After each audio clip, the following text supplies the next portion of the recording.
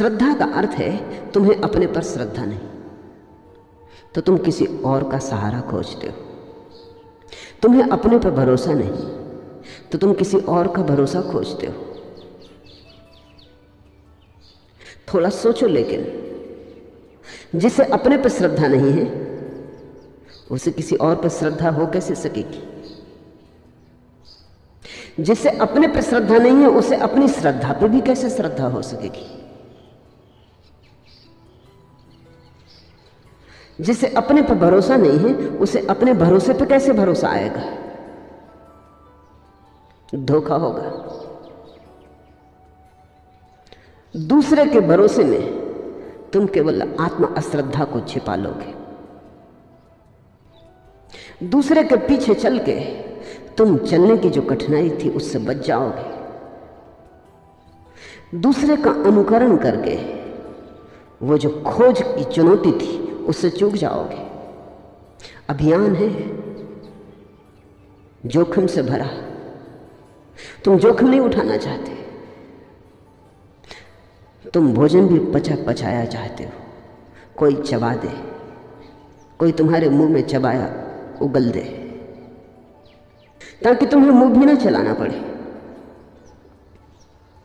झूठा भोजन करने से तुम्हें मिथली आएगी, लेकिन झूठी श्रद्धा से तुम्हें मिथली नहीं आती।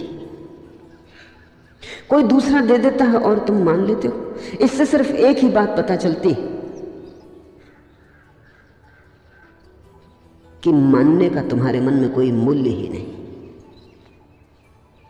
तुम दूसरे के उतारे कपड़े पहनने को राजी नहीं होते क्योंकि कपड़ों का तुम्हारे मन में कोई मूल्य है, लेकिन तुम दूसरे के उतारे शास्त्र पहनने को राजी हो जाते हो।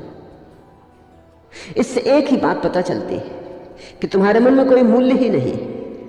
तुम इस बात को इतना व्यर्थ समझते हो कि अपना हुआ कि पराया, हुआ कि न हुआ सब बराबर है। सत्य की गरिमा तुम्हारे मन में नहीं, अन्यथा तुम उधार कैसे स्वीकार करते? सत्य और उधार, सत्य और किसी और का।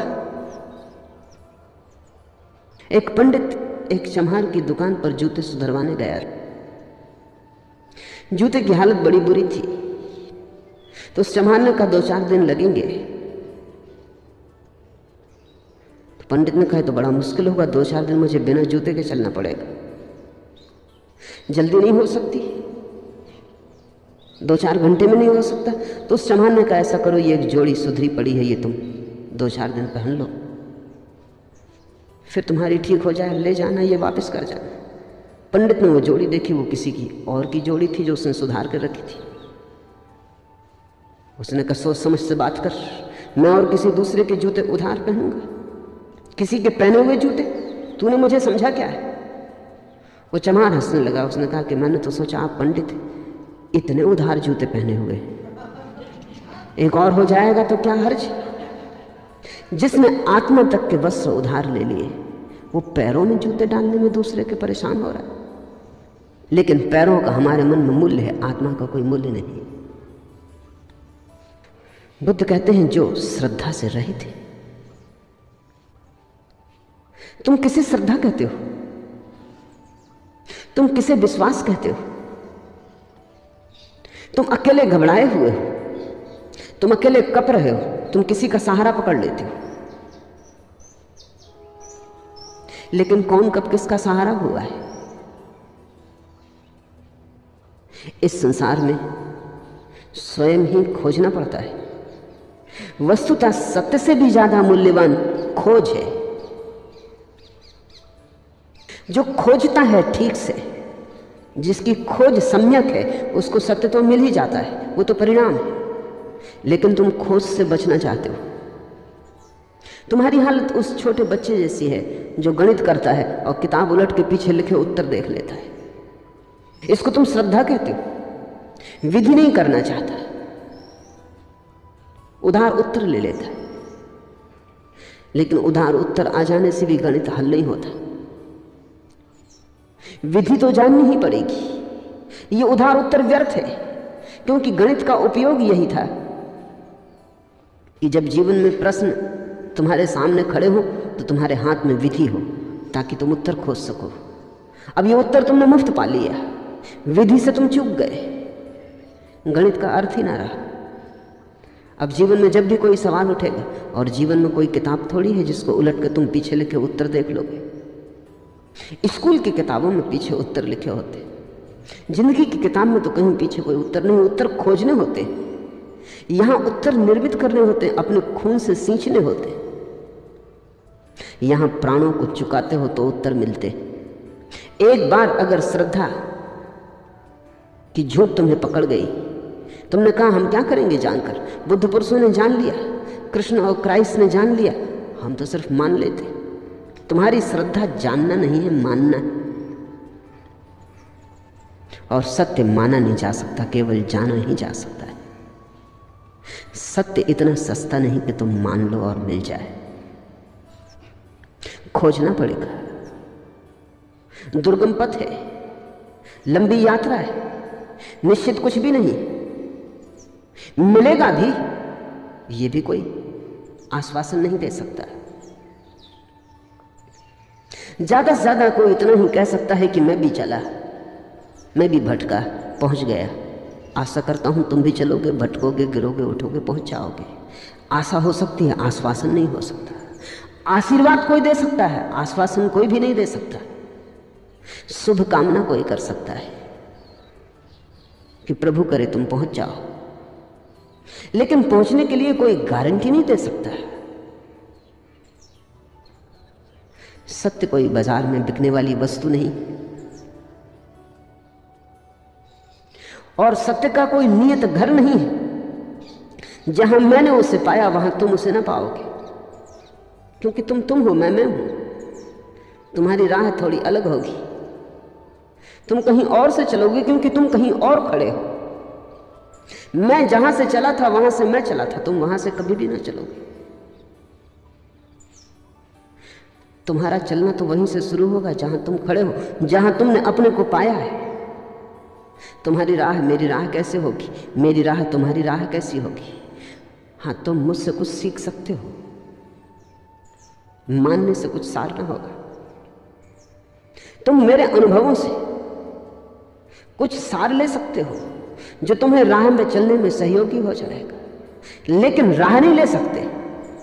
इसलिए बुद्ध ने कहा है, बुद्ध पुरुष केवल इशारा करते, उनकी अंगुलियों को पकड़ के मान के बैठ मत जाना। उनके इशारे मंजिल नहीं, चलना तुम्हें होगा, यात्रा तुम्हें करनी होगी, भटकना तुम्हें होगा। सत्य को पाने में सत्य के मार्ग पर मिली हुई कठिनाइयां अनिवार्य हिस्सा है, क्योंकि सत्य कोई वस्तु थोड़ी है जो बाहर रखी है। उसकी खोज में ही तुम्हारे भीतर जो निर्मित होता है वही सत्य है। उसकी खोज में, सतत चेष्टा में, बार बार भटक के फिर तुम लौट आते हो, फिर खोजते हो, गिरते हो, उठते हो, 1000 बार हाथ से सूत्र छूट जाता है, फिर तलाशते हो। इस सारी खोज में तुम्हारे भीतर कोई संगठित होने लगता है प्राण। इस सारी खोज में तुम्हारे भीतर टूटे हुए, बिखरे हुए खंड करीब आने लगते हैं। एक रासायनिक प्रक्रिया घटती है, एक कीमिया से तुम गुजर जाते हो। तुम बिखरे टुकड़े नहीं रह जाते, तुम संगठित हो जाते हो। तुम्हारे भीतर आत्मा का जन्म होता है, वही आत्मा सत्य है। सत्य की खोज में ही सत्य निर्मित होता है। सत्य की खोज सत्य के जन्म की प्रक्रिया है। सत्य कहीं तैयार होता तो हम दूसरों से उधार ले लेते, रास्ते बना लेते, नक्शे तैयार हो जाते, दिशा सूचक निशान लगा देते, मील के पत्थर गाड़ देते, सब चीजें सरल हो जाती, भीड़ चुपचाप चली जाती, कुछ खोजना ना पड़ता। लेकिन सत्य बाहर नहीं है, खोजते हो तुम, तुम्हारे भीतर निर्मित होता। जैसे गर्भ में बच्चा निर्मित होता है, ऐसे तुम्हारे भीतर सत्य का जन्म होता है। प्रसव की पीड़ा से गुजरना ही होगा, गर्भ के बोझ को ढोना ही होगा। तो जब बुद्ध कहते हैं जो श्रद्धा से रहित, तो वो ये कह रहे हैं जो मान्यताओं से मुक्त है, जिसने विश्वास नहीं किया, जो खोजने को तत्पर है। जो खोजेगा तो ही मानेगा, जो खोज के पहले नहीं मानेगा। इसका क्या अर्थ हुआ? क्या इसका यह अर्थ हुआ कि जो अश्रद्धा से भरा है? नहीं, फिर तुम चूक जाओगे। वही भूल भारत के पंडितों ने की। उन्होंने समझा बुद्ध अश्रद्धा सिखाते। बुद्ध केवल इतना कह रहे थे कि श्रद्धा छोड़ो। बुद्ध अश्रद्धा पकड़ने को नहीं कह रहे थे, क्योंकि फिर अश्रद्धा ही श्रद्धा हो जाती। तुम जिसे पकड़ लेते हो वही श्रद्धा हो जाती। नास्तिक की भी श्रद्धा होती है, आस्तिक उसको अश्रद्धा कहता है। नास्तिक के लिए तो वो श्रद्धा ही होती। किसी कम्युनिस्ट से पूछो, उसके लिए तो कार्ल मार्क्स की कैपिटल वैसे ही है जैसे हिंदुओं के लिए वेद है, मुसलमानों के लिए कुरान है। और हिंदुओं का वेद तो हजारों साल की चोटें खा खा के थोड़ा नब भी गया है, विनम्र भी हो गया है। कैपिटल अभी बड़ा नया वेद है, अभी बड़ी अकड़ से भरा है। अभी समय की चोटें बहुत नहीं खाई हैं, अभी 100 साल ही हुए हैं उस किताब को लिखे हुए। तो जैसे बच्चे में अकड़ हो, सीमाओं का बोध नहीं होता, सब कुछ को पा लेने का ख्याल होता है, कुछ भी असंभव नहीं है ऐसी धारणा होती, ऐसी ही अवस्था है। न तो हिंदू वेद को पढ़ते हैं, न कम्युनिस्ट कैपिटल को पढ़ते हैं। मुझे अब तक कोई कम्युनिस्ट नहीं मिला जिसने पूरी कैपिटल पढ़ी हो, न कोई हिंदू मिला जिसने पूरा वेद पढ़ा हो। पढ़ने की जरूरत ही क्या है? मानना जब हो तो पढ़ने की जरूरत क्या है? मान लिया, बात खत्म हो गई। असल में मान लेने के पीछे यही तो छिपा है कि पढ़ने की भी झंझट कौन करे, खोजने की भी झंझट कौन करे। ठीक है, ठीक ही होगा, झंझट मिटी। नास्तिक की भी श्रद्धा होती, वो कहता है ईश्वर नहीं, ये उसकी श्रद्धा है। आस्तिक इसे अश्रद्धा कहता है, क्योंकि आस्तिक की श्रद्धा है कि ईश्वर है। अगर तुम नास्तिक से पूछो तो वो कहेगा कि आस्तिक जिसको श्रद्धा कहता है वो अश्रद्धा है, वो नास्तिक के ईश्वर में अश्रद्धा है। नास्तिक कहता है ईश्वर नहीं, यही उसका ईश्वर है। कभी तुमने गौर किया, नास्तिक भी मरने मारने को उतारू हो जाता। ये बड़े मजे की बात है, ईश्वर है ही नहीं। तो अगर कोई आस्तिक ईश्वर के लिए मरने मारने को उतारू होता हो तो समझ में आता है कि चलो कम से कम इसका ईश्वर है। तो नास्तिक भी मरने मारने को उतारू हो जाता, उसके लिए जो है ही नहीं, विवाद करता है, जीवन गंवाता है। आस्तिकों से ज्यादा भी नास्तिक विवाद में समय गंवाते। कोई पूछे कि जो है ही नहीं, उसके लिए तुम परेशान क्यों हुए जा रहे? नहीं, जो नहीं है इतने पर ही बात पूरी नहीं हो जाती, इसे सिद्ध करना पड़ेगा। इसके लिए प्रमाण जुटाने पड़ेंगे कि नहीं, और जो कहते हैं कि है उनको गलत सिद्ध करना पड़ेगा, क्योंकि श्रद्धा का मामला है। अगर दूसरा कहे चला जाए कि है तो हमारी श्रद्धा को डगमगाहट पैदा होती, संदेह पैदा होता है कि कहीं हो ही ना। इसलिए सारा इंतजाम करना पड़ता नास्तिक को भी कि नहीं, उसको नहीं के मंदिर बनाने पड़ते, उसे इंकार के शास्त्र निर्मित करने पड़ते। बुद्ध अश्रद्धा नहीं सिखा रहे हैं, बुद्ध कह रहे हैं श्रद्धा ना हो। बुद्ध ये कह रहे हैं कि तुम्हारा चित्त मान्यता से घिरा ना हो, ना इस तरफ ना उस तरफ। जब जाना ही नहीं है तो हम निर्णय कैसे करें? पता नहीं है, पता नहीं ना हो, हमें पता नहीं, तो हम अपने इस अज्ञान को किसी ज्ञान से न ढांकें। आस्तिक का भी दावा वही है जो नास्तिक का है। आस्तिक कहता है ईश्वर है, यह हमें पता है। नास्तिक कहता है ईश्वर नहीं है, यह हमें पता है, मगर दोनों को पता है। बुद्ध कहते हैं सच में तुम्हें पता है? थोड़ा सोचो, थोड़ा मनन करो, तुम्हें पता है तो पैर के नीचे से जमीन की शक्ति मालूम होगी। पता तो नहीं, सुन रखा है, कहा है किसी ने, सुना है किसी से, समझ लिया है, मान भी लिया है। माना क्यों है? बुद्ध कहते हैं तुम्हारी सारी श्रद्धा के पीछे भय है। तुम्हारी श्रद्धा भय का ही विस्तार है।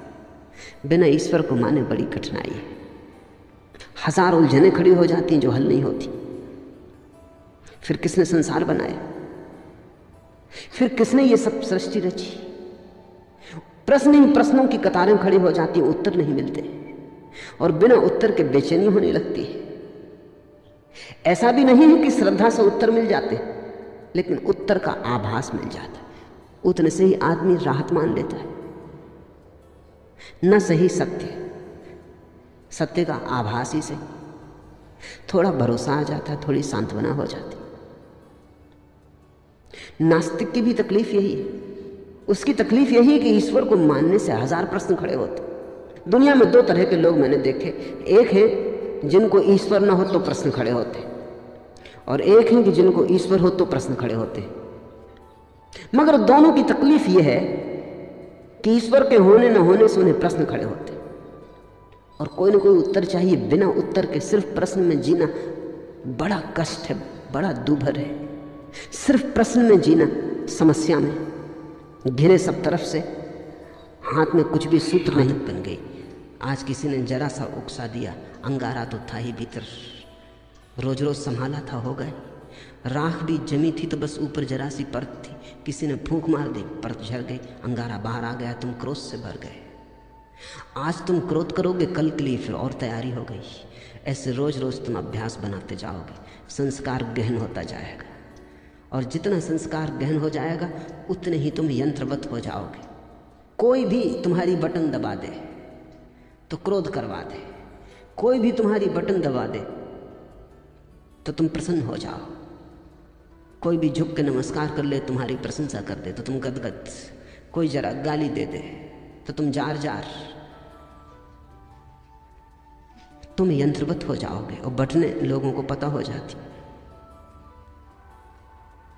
सबको पता है एक दूसरे की बटने, कहाँ से दबा दो कि सब ठीक हो जाता है, कहाँ से दबा दो कि सब गड़बड़ हो जाता है।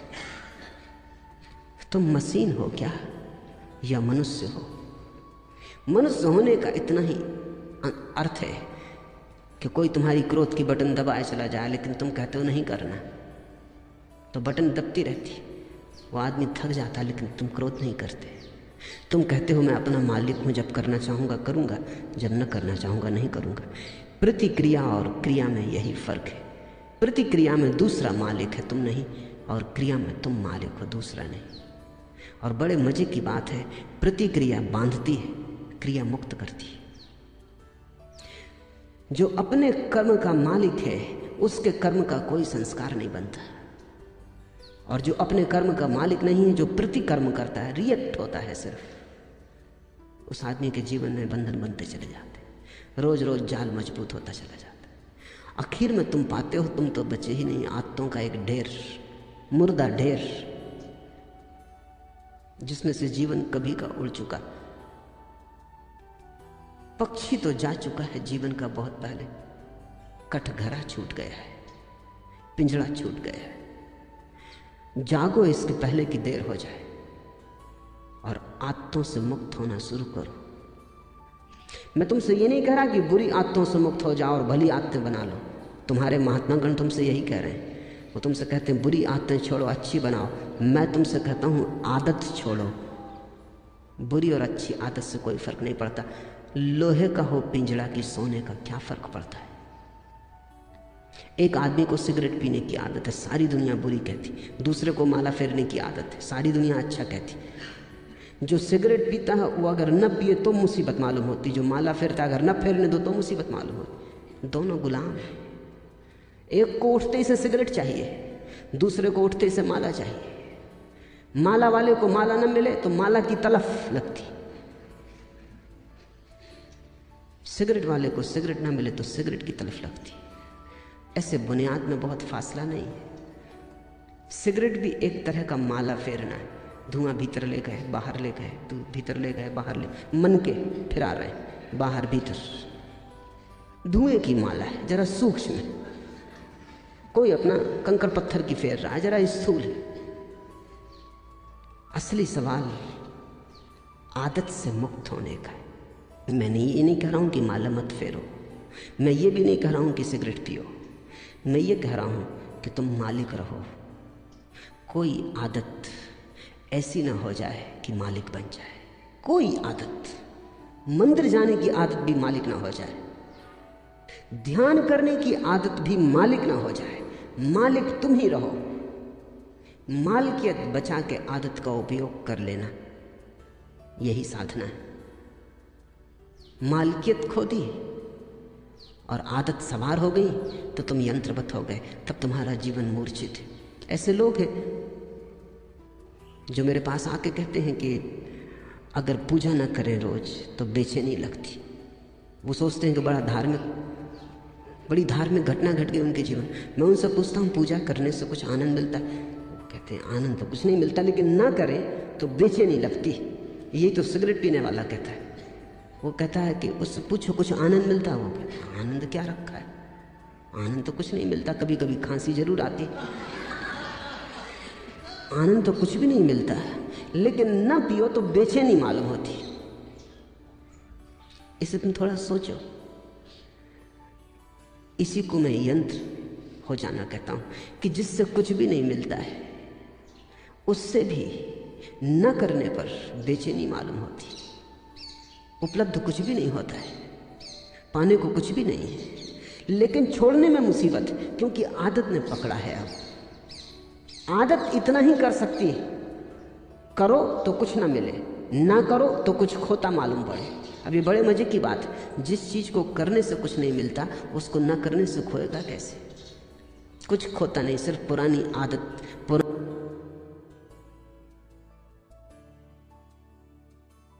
बन गई। आज किसी ने जरा सा उकसा दिया, अंगारा तो था ही भीतर, रोज रोज संभाला था हो गए। राख भी जमी थी तो बस ऊपर जरा सी परत थी, किसी ने फूंक मार दी, परत झड़ गई, अंगारा बाहर आ गया, तुम क्रोध से भर गए। आज तुम क्रोध करोगे, कल के लिए फिर और तैयारी हो गई। ऐसे रोज रोज तुम अभ्यास बनाते जाओगे, संस्कार गहन होता जाएगा, और जितना संस्कार गहन हो जाएगा उतने ही तुम यंत्रवत हो जाओगे। कोई भी तुम्हारी बटन दबा दे तो क्रोध करवा दे, कोई भी तुम्हारी बटन दबा दे तो तुम प्रसन्न हो जाओ, कोई भी झुक के नमस्कार कर ले, तुम्हारी प्रशंसा कर दे तो तुम गदगद, कोई जरा गाली दे दे तो तुम जार जार,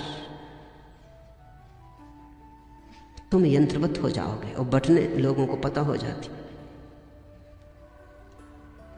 सबको पता है एक दूसरे की बटने, कहां से दबा दो कि सब ठीक हो जाता है, कहां से दबा दो कि सब गड़बड़ हो जाता है। तुम मशीन हो क्या या मनुष्य हो? मनुष्य होने का इतना ही अर्थ है कि कोई तुम्हारी क्रोध की बटन दबाए चला जाए, लेकिन तुम कहते हो नहीं करना, तो बटन दबती रहती, वो आदमी थक जाता, लेकिन तुम क्रोध नहीं करते। तुम कहते हो मैं अपना मालिक हूं, जब करना चाहूंगा करूंगा, जब न करना चाहूंगा नहीं करूंगा। प्रतिक्रिया और क्रिया में यही फर्क है। प्रतिक्रिया में दूसरा मालिक है, तुम नहीं, और क्रिया में तुम मालिक हो, दूसरा नहीं। और बड़े मजे की बात है, प्रतिक्रिया बांधती है, क्रिया मुक्त करती है। जो अपने कर्म का मालिक है उसके कर्म का कोई संस्कार नहीं बनता, और जो अपने कर्म का मालिक नहीं है, जो प्रतिकर्म करता है, रिएक्ट होता है सिर्फ, उस आदमी के जीवन में बंधन बनते चले जाते, रोज रोज जाल मजबूत होता चला जाता है। आखिर में तुम पाते हो तुम तो बचे ही नहीं, आदतों का एक ढेर, मुर्दा ढेर, जिसमें से जीवन कभी का उड़ चुका। पक्षी तो जा चुका है जीवन का बहुत पहले, कटघरा छूट गया है, पिंजड़ा छूट गया है। जागो इसके पहले कि देर हो जाए, और आदतों से मुक्त होना शुरू करो। मैं तुमसे ये नहीं कह रहा कि बुरी आदतों से मुक्त हो जाओ और भली आदतें बना लो, तुम्हारे महात्मागण तुमसे यही कह रहे हैं। वो तुमसे कहते हैं बुरी आदतें छोड़ो, अच्छी बनाओ। मैं तुमसे कहता हूँ आदत छोड़ो। बुरी और अच्छी आदत से कोई फर्क नहीं पड़ता। लोहे का हो पिंजड़ा की सोने का क्या फर्क पड़ता है? एक आदमी को सिगरेट पीने की आदत है, सारी दुनिया बुरी कहती। दूसरे को माला फेरने की आदत है, सारी दुनिया अच्छा कहती। जो सिगरेट पीता है वो अगर न पिए तो मुसीबत मालूम होती, जो माला फेरता है अगर न फेरने दो तो मुसीबत मालूम होती। दोनों गुलाम हैं। एक को उठते से सिगरेट चाहिए, दूसरे को उठते से माला चाहिए। माला वाले को माला न मिले तो माला की तलफ लगती, सिगरेट वाले को सिगरेट न मिले तो सिगरेट की तलफ लगती। ऐसे बुनियाद में बहुत फासला नहीं है। सिगरेट भी एक तरह का माला फेरना है, धुआं भीतर ले गए बाहर ले गए, भीतर ले गए बाहर ले, मन के फिरा रहे हैं बाहर भीतर। धुएं की माला है, जरा सूक्ष्म है। कोई अपना कंकड़ पत्थर की फेर रहा है, जरा स्थूल है।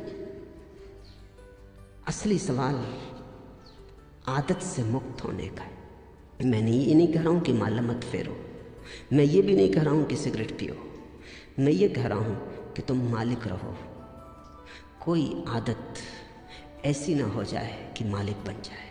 कोई आदत, मंदिर जाने की आदत भी मालिक ना हो जाए, ध्यान करने की आदत भी मालिक ना हो जाए। मालिक तुम ही रहो। मालकियत बचा के आदत का उपयोग कर लेना, यही साधना है।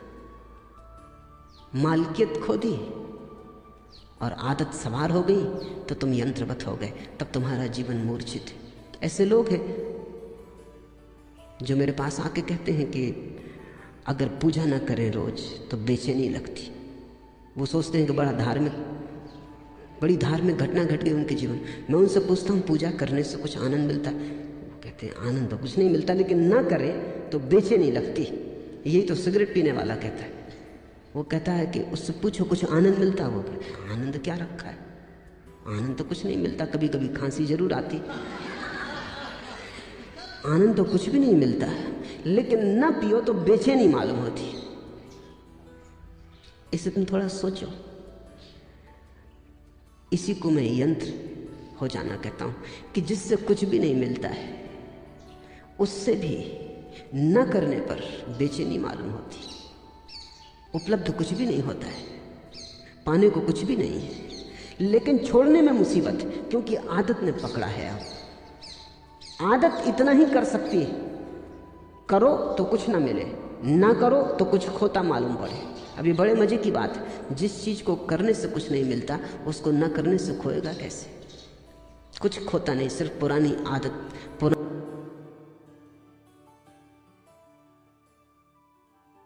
बन गई। आज किसी ने जरा सा उकसा दिया, अंगारा तो था ही भीतर, रोज रोज संभाला था, हो गए।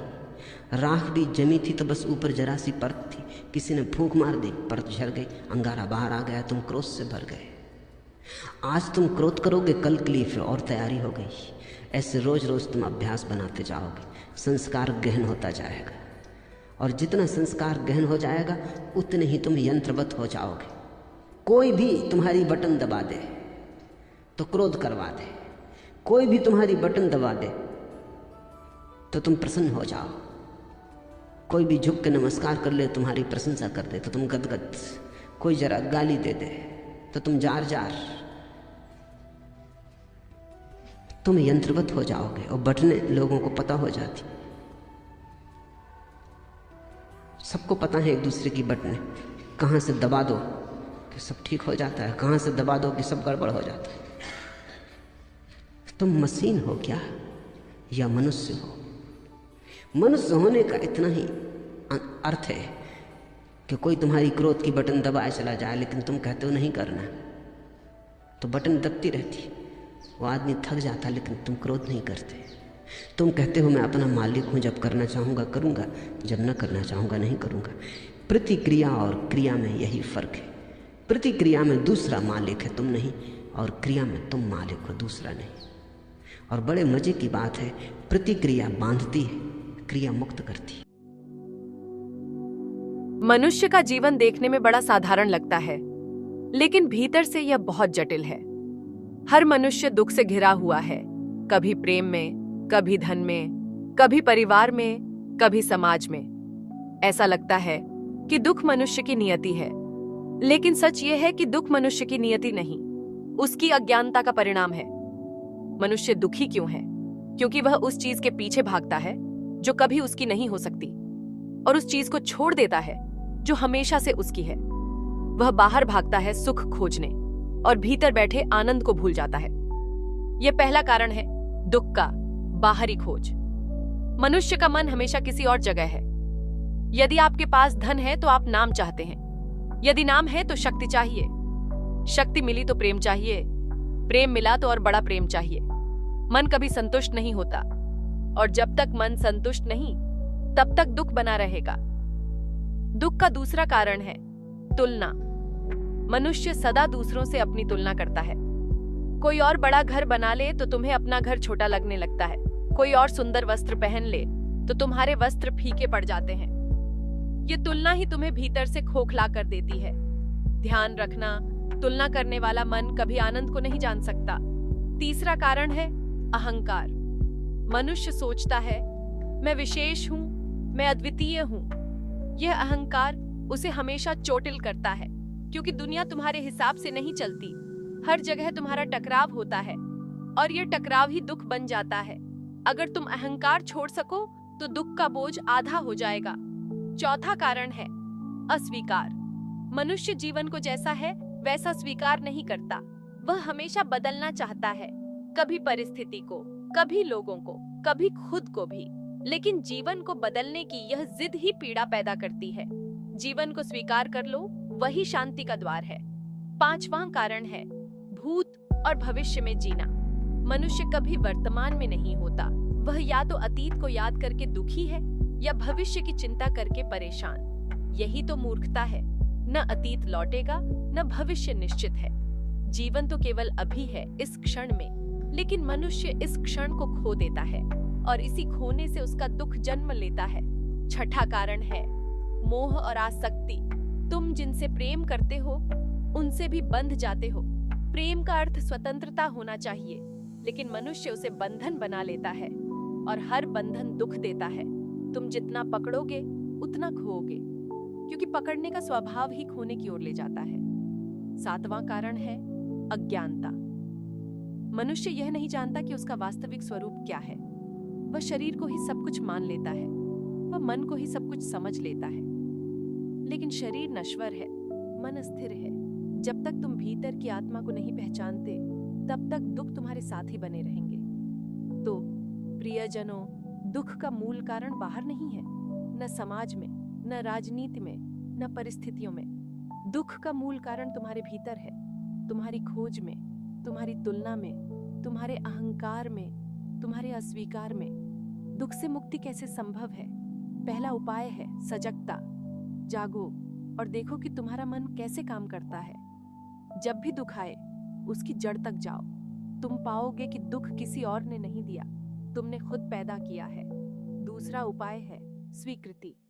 जीवन जैसा है वैसा ही सुंदर है, उसमें कुछ जोड़ने या घटाने की जरूरत नहीं। जो है उसे हाँ कह दो, और जब तुम जीवन को हाँ कहते हो तो उसी क्षण आनंद का प्रवाह शुरू हो जाता है। तीसरा उपाय है ध्यान।